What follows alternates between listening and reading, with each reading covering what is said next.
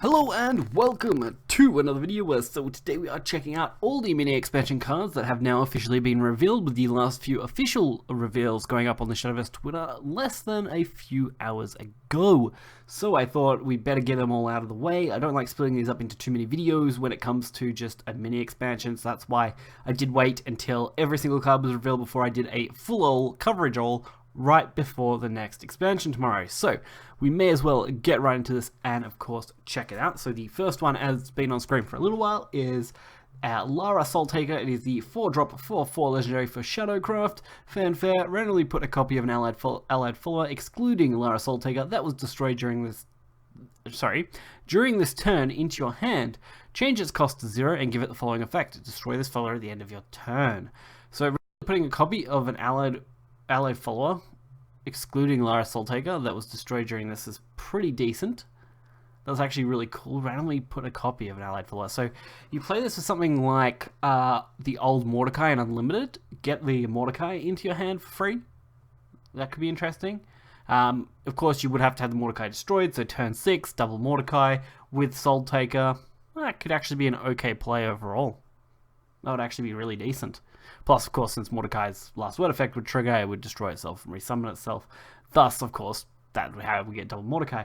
In rotation, I'm not really sure what I would use a card like this for yet, as I don't play Shadow enough to really know exactly what kind of archetype I would want to use this in rotation for.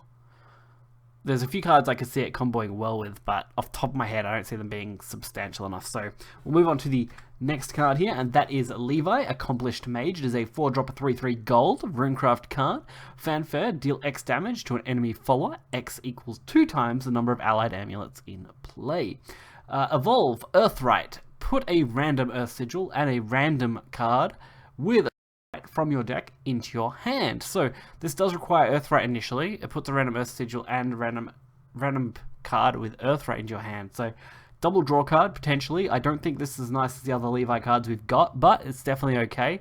Dealing damage to an enemy follower is nice, and having it be double whatever allied amulets are in play do support the burn kind of archetype, Earth burn archetype, which I have done a few videos on so far, so I don't mind seeing that as some form of decent support.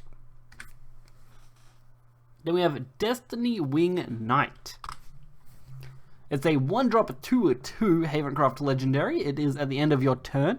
If there are at least 2 allied amulets in play, gain +1/+1. At the start of your turn, if this follower's attack or defense has not been increased by a spell or effect, destroy this follower. It retains the same effect, of course, in the next following evolve effect. So that's pretty good. At the end of your turn, if there are at least 2 allied amulets in play, gain +1/+1. Actually,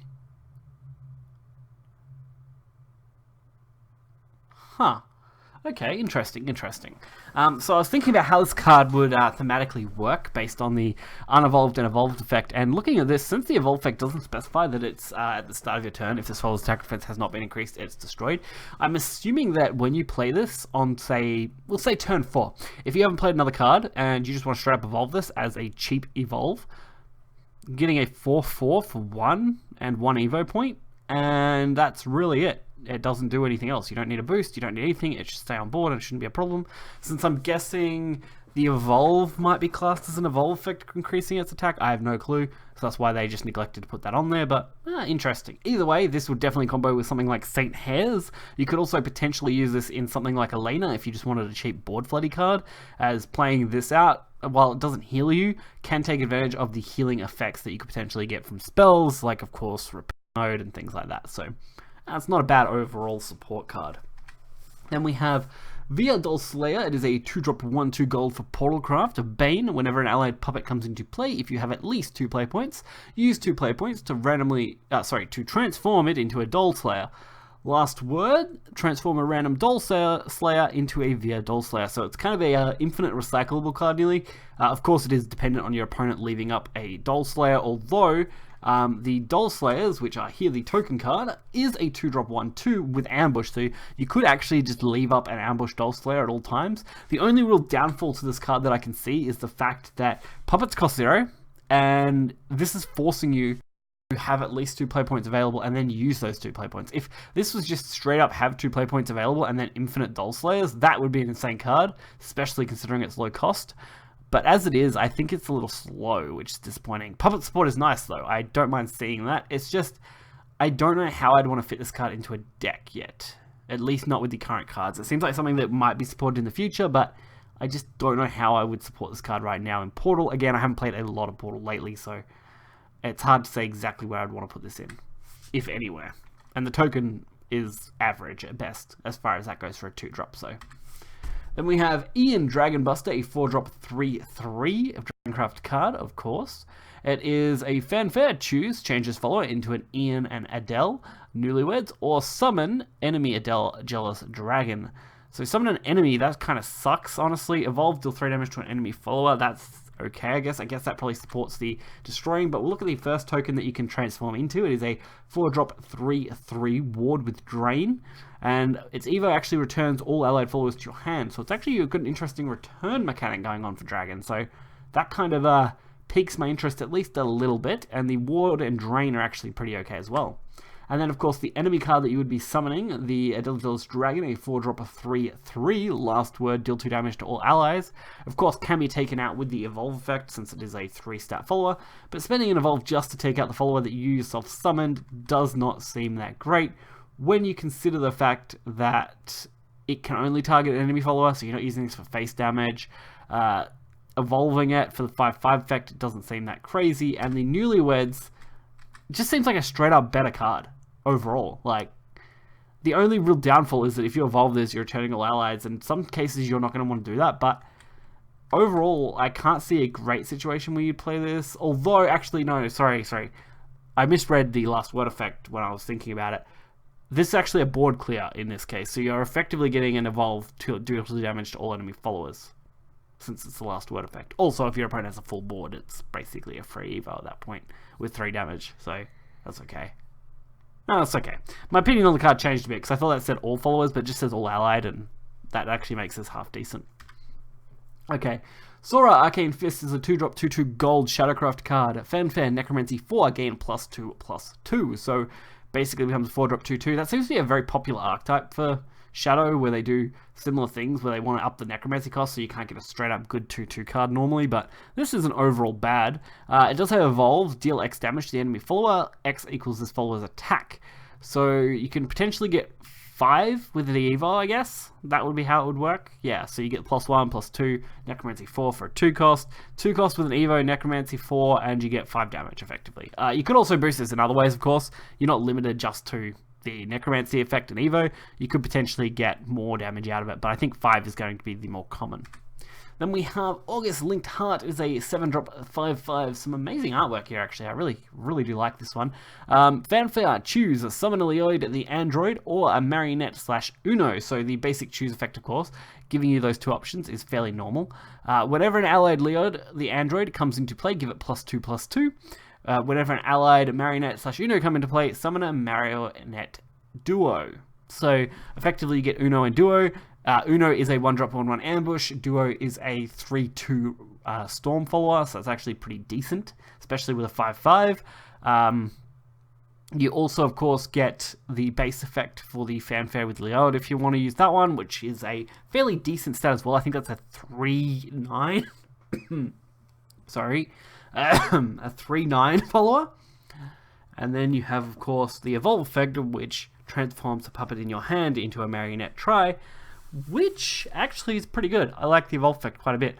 Whenever an allied Leod comes into play, and whenever an allied Uno comes into play. So I actually like that. I actually like to transform a puppet in your hand into a Marionette Tray, since you can take full advantage of that really easily, and that could be a really good card overall. I'm not a big fan of the base Fanfare effect. It's good, don't get me wrong, it's a good card effect. I just feel like at 7, it's a little slow. If this was potentially a 6-drop with even a slightly decreased stat line as like a 4/5 or 5/4 maybe, with again decreased Evo as well in the same system, then I think this thing could be a nuts card, obviously, with the effect, because the value you'd be getting out of the Leod and the value out of the Marionette Uno and Duo could be crazy. But I think at 7, it's just in that slow range of cards.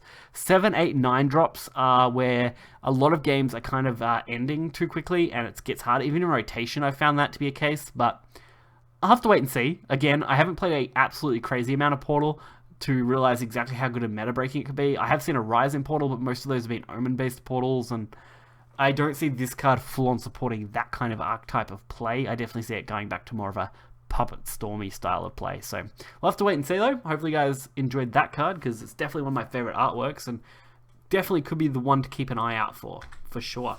Then we have Morina Shadow Devil, so it is a 6-drop 4/4 for blood. It does have fanfare. If Vengeance is active for you, recover 2 evolution points. Not much for me to say on that one, to be honest. As a 6-drop that recovers 2 evo points, it's good, I guess. Very average stat line, high cost considering its overall effect, I guess. If you wanted to take a decent advantage of it, you've got to be in Vengeance, which means, of course, you will have to be low on health already. You're using this for an Evo potentially, so realistically you might be getting 1 extra. Evo Blood might use this, but there are definitely better Evo options as far as the Machina archetype goes. Maybe when those cards start to disappear, we could see more of this card come into play, but I just don't know how to really feel about it overall. Then we have Everlasting Castle. It is a 0-drop amulet for Swordcraft. It is a legendary amulet as well, so that's interesting. Fanfare. Use X play points to put a random follower that costs X play points from your deck into play.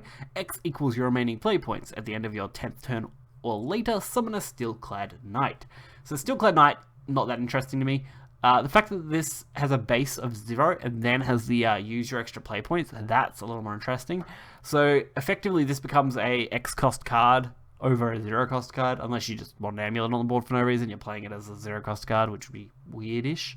Either way though, the fact that you are doing it that way, and I believe the frequently asked questions thing says it has to be that specific play point cost. So if you don't have any 3 costs in your deck, but you have exactly 3 play points left, you'll actually summon nothing, making this card almost pointless. Obviously, your 10th turn or later, it comes in handy if you want to use it as a 0 cost card. That's where it has some value, but I think you're just using it as a dedicated tutor card. You're guaranteeing you're getting something put onto your deck. Getting something put onto your board, which is really interesting. So that could be quite an okay card, especially since it says use X play points. Yeah, use X play points to put a random follower. Yeah, so interesting. Gotta say that. Then we have a May, the Eager Elf. It is a 1-drop 1/1 gold, following, of course, the Bronze May in that sense. It does have Invocation. Or Invocation, I don't know. Either way, when you have played your 4th card this turn, put this card from your deck into play, then return it to your hand. Fanfare, if at least 4 other cards were played this turn, deal 4 damage to a random enemy follower. So, considering this is random enemy follower, that seems a little rough. You could take really nice advantage of this card, going turn 4+, where you're really going to be taking advantage of it. In Roach, I guess, it has some edge, especially with the new legendary that we're going to look at later for Forest as well, where you actually get extra stats for cards that return from your board to your hand as well, so that could be cool. Definitely an interesting one, and one I want to keep an eye out for, since it is a very nice artwork, very nice effect. While it might be hard to slot into decks, I can see it getting some playability. Then we have Lalia, Saint of Peace, a 2-drop 1/4 gold card for Havencraft. At the end of your turn, destroy all followers. Evolve, gain ambush until the end of your opponent's turn. At the end of your opponent's turn, destroy all followers. So the fact that it's destroy all followers means it's going to destroy itself. Gaining ambush is okay, I guess. It does create a card that basically has to be immediately dealt with. Repose is also another option you could use this card with, potentially. But I just don't know how I overall feel about it. It's very similar, of course, to... what's it called? Sorry, very similar to...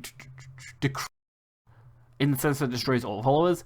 A bit weak, though, considering that it's the end of your opponent's turn effect, not the end of your turn effect, or not the start of your turn effect, and end of your opponent's turn effect. I guess end of your opponent's turn basically becomes start of your turn, similarity, either way. But it definitely means your opponent, basically, if you're using this to try and clear a board, you're basically spending resources setting this up or preemptively setting this up, and that seems weak to me. Your opponent would be able to play around this fairly easily, even with ambush, and that makes it a little awkward. I don't see it being an auto-include in anything, and I definitely see it being an awkward one to push hard into an archetype, as it is. So I don't really feel great about this card in particular, but I have some hopes, especially since the hair card, the hair support card / Elena support card we got, could do okay in both archetypes fairly well. Hair obviously more so than Elena, but still a good card compared to most. Then we have Hamster, Hallowed. Found the word that I was thinking of. Hallowed Foul. It is a 3-drop 3/3. Of course, Lord Hamster coming in. He is the neutral for this mini expansion. Fanfare. If an enemy follower is in play, it changes follower's attack and defense to X and Y. X and Y are equal to the attack and defense of a random enemy follower. So X and Y are equal to the attack and defense. That, I'm assuming, means addition. So if you had a 3/3 like Hamster, for example, that would be 6. So X and Y would actually become 6. So Hamster's attack would then be a 3-drop 6/6 instead of 3/3. So if it works like that in a similar card, imagine what you could do with the crazy Zeus play, and putting this in something like Haven with Feathered potentially could be interesting. I would love to see a Hamster OTK deck. That would be nuts, and I would love to see it happen. So hopefully that will be something that's pushed quite hard, but it's definitely a gimmicky type card. I don't see it being the need all in every single deck, that's for sure, for a neutral card. Then we have Testa, Wing of Mercies. This is the 3-drop 3/3 legendary for Forest. This is the one I'm actually interested in going with May, as they do synergize pretty well. It doesn't have a normal effect, but it does have an evolve. Give your leader the following effect during your turn. Whenever a follower is added to your hand from anywhere but your deck, give that +1/+1. This effect is not stackable and lasts for the rest of the match. So considering decks like Roach exist that buff cards pretty easily, especially in Unlimited, where this card could really do some damage, this could be nuts. Every single time you bounce a card, it's going to get +1/+1. Anything that you return in general gets +1/+1, as long as it's not from your deck being added.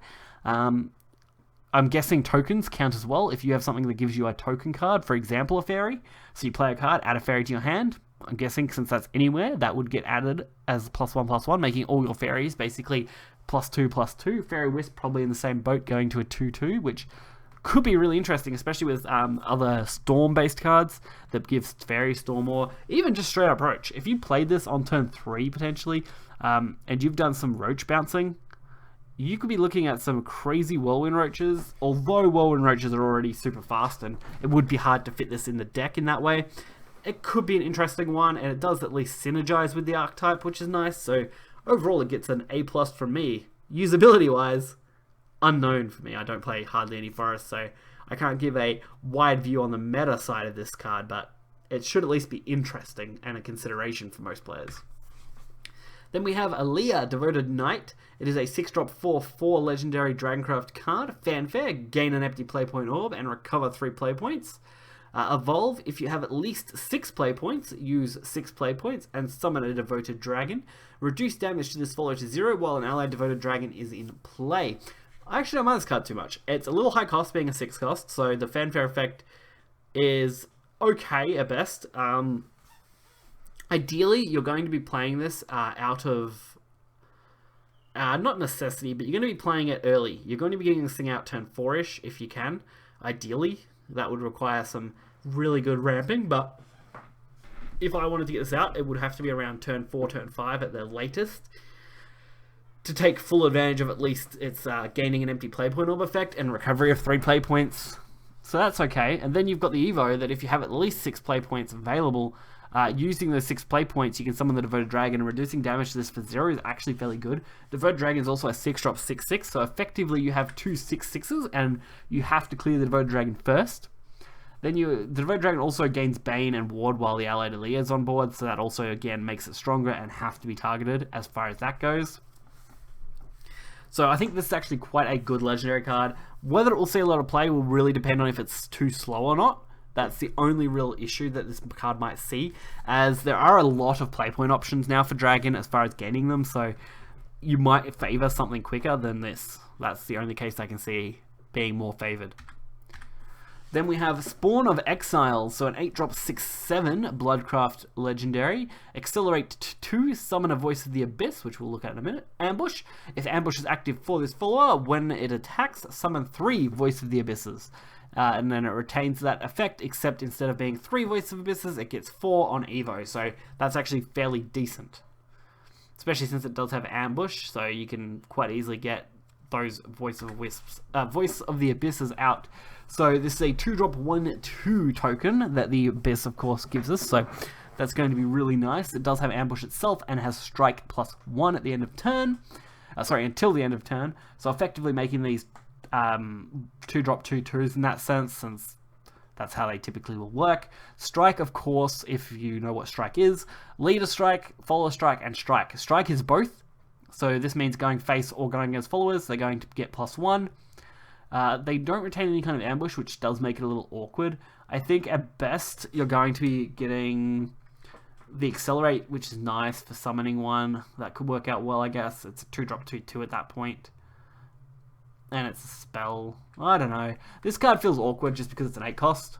I think it's a nice board flood. It opens up that kind of archetype to flood the board again. Kind of like Maelstrom did, but obviously in a different sense. It doesn't require Vengeance, which is nice, so we can go for this without Vengeance to get these cards. But I just don't know where else we'd put this in Blood at the moment. Blood typically is just focusing on the Machina archetype, both in Machina Blood and Evo Blood. So where would we put this? I mean, Unlimited I think is seeing a Darkface Batrise, but that wouldn't even support a card like this. So you're definitely looking at a more control-ish deck at that point, or something of that sort, or maybe this is a finisher, I guess, if you're saving an Evo point. I don't really know with this card. It's a nice card. It's okay. If it gets any support, it could become really crazy good. But as is, I think it's just too simple. I mean, if we gave it Storm with the other Blood card, now I'm just going down a rabbit hole, but if you gave it Storm, I could definitely see it being a lot more viable at least. But that does require a 2-card setup, and requiring the early setup, and getting the turn 8 play, and being in Vengeance for the other effect, and a lot of other variables that just seem too overrated for this card.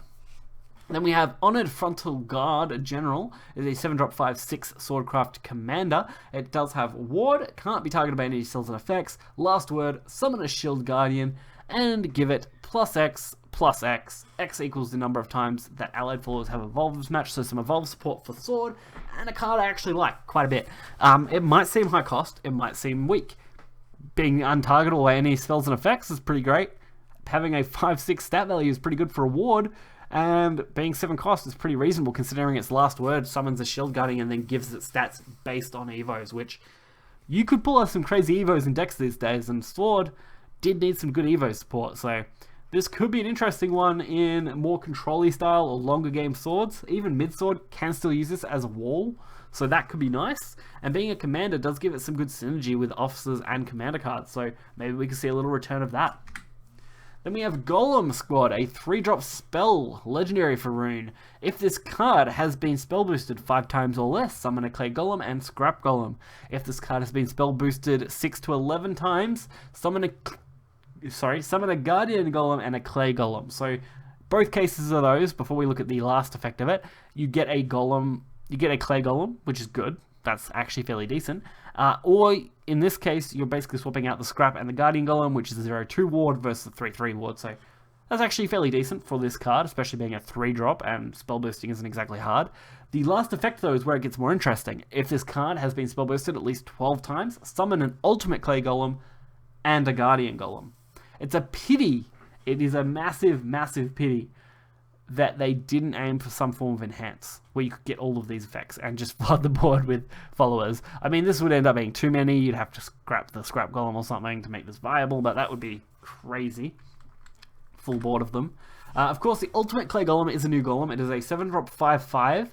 This follower can evolve for 0 evolution points, so it does get the free Evo, which is cool. It does have Evolve, give your leader the following effect. Whenever an allied Clay Golem comes into play, transform it into an Ultimate Clay Golem. This effect is not stackable and lasts for the rest of the match. Actually kind of epic. I really want to play this card. I want to get it to work. 12 is a little high cost to get the initial Ultimate Clay Golem out. being a 7/7 with Evo is actually fairly decent, so you're not actually losing too much by playing it. And being a 3-cost spell summon is actually fairly decent, especially since you're also getting the Guardian Golem as a ward as well. And Clay Golems are pretty easy to come by, so I actually might try building a Mimi-style deck focused around this card and Clay Golems, because that could be absolutely massive amounts of fun. Maybe not crazy good, because it might be a little slow, but would definitely be nuts as far as fun goes, so I'm definitely looking forward to giving this card in particular a go. And then that is all of the cards for the mini expansion, I believe. I think I've covered everything. Any mistakes I've made, I do apologize. I'm just trying to go based on what I can understand, and sometimes I misread things, so that's my mistake. But I think my insights overall are usually reasonably good. I'm not going to be 100% accurate, after all. Hindsight is always 20/20, but I do my best to give you guys an idea on where I think these cards are going to sit and how powerful I think they may be. Overall, mini expansion cards aren't typically too crazy, and this does seem like another instance where they aren't literally going to be meta defining. They're just going to be shuffling things up a bit and adding some more interesting things, and maybe becoming some cards that next expansion could be nuts with some more support. So if you guys did enjoy this video and want to see more things like this in the future, of course, be sure to hit the like button and subscribe so you can always catch my videos.